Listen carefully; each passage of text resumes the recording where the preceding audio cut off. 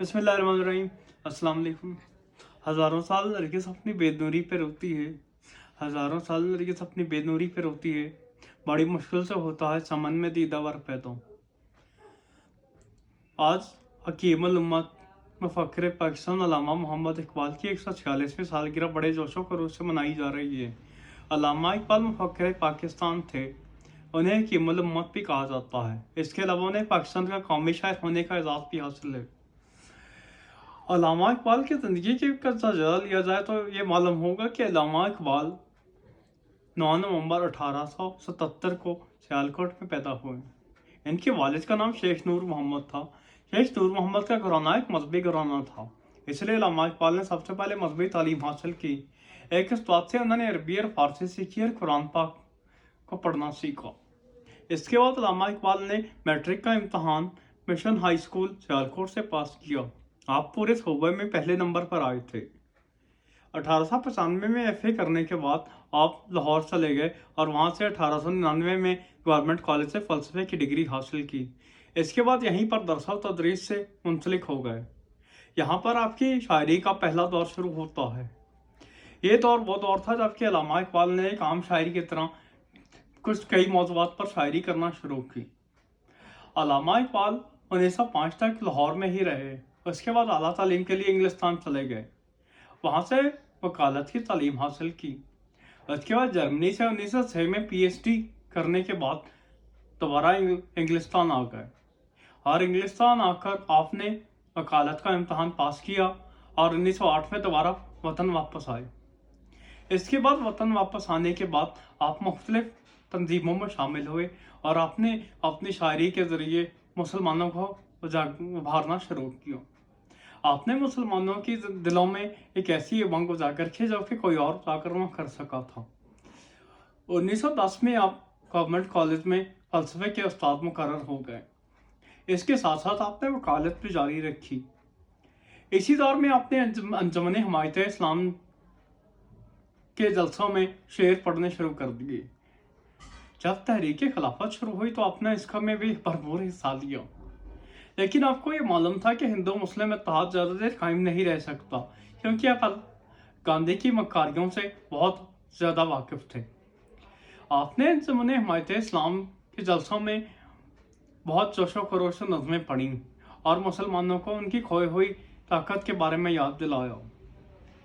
आपने अंजुमन हिमायत इस्लाम के जलसों में ऐसी ऐसी शाहकार नज़में पढ़ी कि जिनको आज भी याद किया जाता है। दलील सुबह रोशन है सितारों की तनक तापी, दलील सुबह रोशन है सितारों की तनक तापी, उफक से आफ्ताब अपरा गया द्वारे गरा कापी। अल्लामा इकबाल ने 1910 के बाद पूरी की पूरी ज़िंदगी मुसलमानों की खिदमत के लिए वक्फ कर दी। आपने मुस्लिम लीग में शमूलियत इख्तियार कर ली और कांग्रेस से बिल्कुल अलहदा हो गए। तहरीक खिलाफत की नाकामी के बाद अगरचे आपको बहुत मायूसी हुई, लेकिन इसके बावजूद आपने मुसलमानों की खिदमत जारी रखी। 1926 में आप पंजाब में सूबाई असम्बली के रुकन मुंतखब हुए। जब का आज़म हिंदू मुस्लिम इत्तेहाद के टूटने पर सियासत से मायूस होकर लंदन चले गए तो वो अल्लामा इकबाल ही थे जो कि दूसरे आलम दीन के मशवरों पर और अपनी सोच विचार के बाइस 1931 में लंदन गए और कायद आज़म को दोबारा मना कर लाए। आपने वहां जाकर कायद आज़म से कहा कि मुझे उम्मीद है कि आप एक वाहिद शख्स हैं जो कि मुस्लिम उम्मा की क़यादत कर सकते हैं और हिंदुस्तान के मुसलमानों को आपकी इंतहाई ज़रूरत है। 1930 में आपने अलाहाबाद के मकाम पर एक शाहकार खिताब किया। आपने इस किताब में तस्वुर पाकिस्तान पेश किया। आपका कहना था कि मेरा यही ख्याल है कि पंजाब सिंध सरहद और बलूचिस्तान और बंगाल और उस्मानिस्तान यानी हैदराबाद पर मुश्तमिल एक मुस्लिम रियासत का क़याम अमल में आना चाहिए। यह मुस्लिम रियासत खुद मुख्तार हो या नीम खुद मुख्तार, लेकिन मेरा यही ख्याल है कि आखिरकार मुसलमानों को अपनी एक अलग रियासत का क़याम अमल में लाना पड़ेगा। अल्लामा इकबाल ने अपने शायरी से मुसलमानों को दोहराना शुरू कर दिया था, इसलिए उनकी शायरी तमाम के तमाम नौजवानों में घर कर जाती थी। अल्लामा इकबाल 1923 के बाद बाकायदा तौर पर मुसलमानों की तहरीक आज़ादी में शामिल हो गए थे। उन्होंने मुस्लिम लीग के मुख्तलिफ जलसों में खिताब किया और कायदात के शाना बशाना चलते रहे।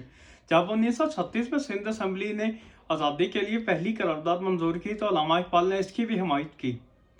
अल्लामा इकबाल फ़लस्तीनियों के मुसलमानों की जदोजहद से इंतहाई मुतासर थे और अल्लामा इकबाल यही चाहते थे कि यहूदियों को फ़लस्तीन में आबाद ना होने दिया जाए। अल्लामा इकबाल का फ़लसफ़ा खुदी हो या फ़लसफ़ा मर्द मोमिन, उन्होंने दोनों फ़लसफ़ों के ज़रिए मुस्लिम नौजवान को अपनी खोई हुई ताकत का अंदाज़ा लगाने की कोशिश की। 1938 में आहिस्ता आहिस्ता अल्लामा इकबाल बीमार होते चले गए और 20 अप्रैल को आपकी तबीयत इंतहाई बिगड़ गई। 21 अप्रैल 5 बजे सुबह के करीब ये अजीम तरीन शख्सियत इस दुनिया से रुखसत हो गई और यह मुफक्किर पाकिस्तान, कौमी शायर, हकीमुल उम्मत अपनी खालिक हकीकी से जा मिला। हकीकत एक है हर शय की, खाकी हो या नूरी हो। हकीकत एक है हर शय की, खाकी हो या नूरी हो। लव खुर्शीद का टपकेगा जर्रे का, नहीं ये दुआ यहाँ से करूँ। हकीकत एक है हर शय की, खाकी हो या नूरी हो। हकीकत एक है हर शय की, खाकी हो या नूरी हो। लव खुर्शीद का टपकेगा जर्रे का दिल चीरें। लव खुर्शीद का टपकेगा जर्रे का दिल चीरें। अगर आपको हमारे चैनल पर दिखाई जाने वाली वीडियोस पसंद आती हैं तो आपसे गुजारिश है कि हमारे चैनल को सब्सक्राइब करें। शुक्रिया।